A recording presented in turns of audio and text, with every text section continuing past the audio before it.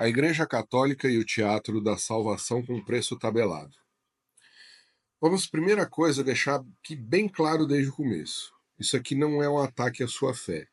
É um ataque ao uso industrializado da fé para manipular, enriquecer e controlar. E poucas instituições fizeram isso com tanta maestria quanto a Igreja Católica Apostólica Empresarial do Vaticano SA. É, aquela que vende culpa desde o século IV e coleciona arte sacra enquanto finge pobreza evangélica. Você chama de tradição, eu já chamo de império com túnica. Você já parou para pensar que a Igreja Católica nasceu com o sangue da espada romana nas mãos? O Constantino, o imperador que legalizou o cristianismo, ele não fez por iluminação divina, ele fez por uma estratégia política. Ele percebeu que era mais fácil dominar pela fé do que pela força. A igreja virou o braço espiritual do império. E o império, meu filho, não tem religião, tem interesse.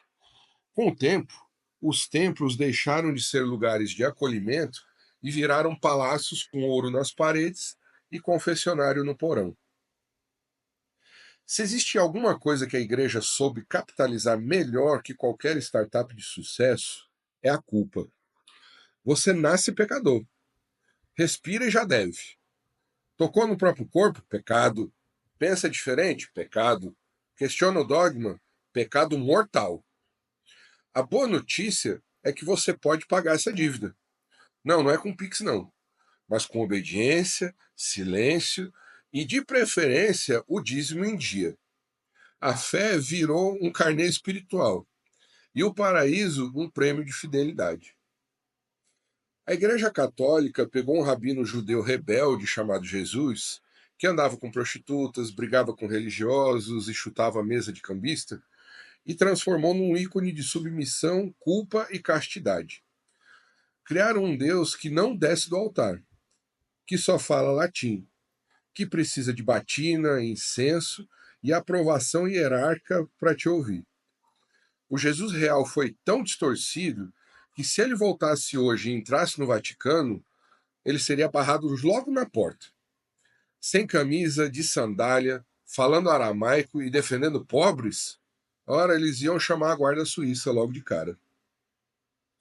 Quer falar de escândalo real? Vamos falar de um dos maiores crimes varridos para debaixo do tapete sagrado: os incontáveis casos de abuso sexual cometidos por padres. Décadas, ou melhor, séculos de crianças violentadas em nome da autoridade espiritual. E a reação da instituição? Transferência de paróquia, carta de silêncio, acordo judicial, indulgência eclesiástica. Se fosse uma empresa comum, já teria sido fechada por crime organizado. Mas como é a igreja, a capa da santidade encobre até a lama. Outro espetáculo digno de Oscar é o das canonizações. Os santos são escolhidos como se fossem personagens de marketing celestial. Tem que ter milagre comprovado, carisma institucional e, de preferência, não ter feito muita pergunta incômoda na vida. Enquanto isso, as mulheres queimadas como bruxas, indígenas exterminados em nome da fé, pensadores silenciados pela Inquisição, esses aí ficam no limbo da história. Porque santidade nesse jogo também tem dono.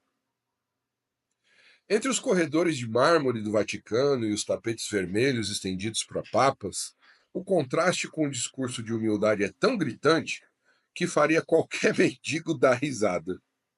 O Vaticano é um dos estados mais ricos do mundo. Tem banco próprio, obras de arte de bilhões e uma diplomacia global que faria inveja a qualquer chanceler. Mas quando você chega quebrado pedindo ajuda, a resposta é: vamos orar por você. Quer milagre? Comprove renda. Quer acolhimento? Volte quando estiver mais arrependido. Se você é mulher e ainda acha que tem lugar de fala no altar católico, meus pêsames para você. O máximo que você vai conseguir é um cargo decorativo na pastoral ou na equipe da limpeza do templo. A Igreja Católica mantém há milênios o dogma de que mulher não pode ser ordenada. Sabe por quê? Porque Jesus escolheu 12 homens. Mas esqueceram que Jesus também conversou com mulheres, defendeu adúlteras e teve como primeiro testemunho da ressurreição uma mulher. Conveniente a memória seletiva, né? A obsessão da igreja com o sexo daria um TCC em neurose coletiva. Tudo é pecado, tudo é sujo, tudo precisa de confissão, mas só se for prazer dos outros. Quando é abuso interno, aí a regra muda. A doutrina ensina que você deve negar o seu corpo, seus desejos, seus impulsos, mas ao mesmo tempo usa a estética do sofrimento físico, do jejum à autoflagelação, como escada para o céu. Em nome da pureza, destrói a saúde mental e emocional de gerações. Inferno, purgatório, juízo final. Demônios por toda parte. Se você crescer ouvindo isso, você vai amar a igreja ou só vai ter medo de sair dela? A base da doutrina católica sempre foi o medo. Se você não seguir, você vai sofrer. Se questionar, vai queimar. Se sair, vai se perder.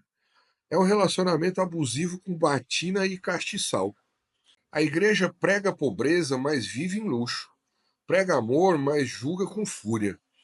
Fala em perdão, mas condena até pensamento.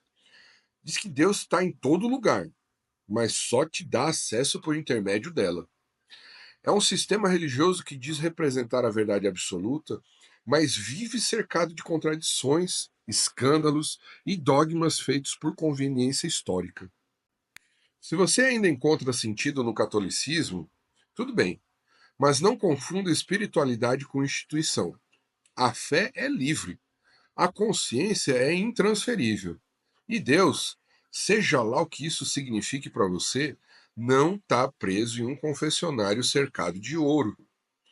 A Igreja Católica, como tantas outras instituições, se perdeu no próprio jogo de poder.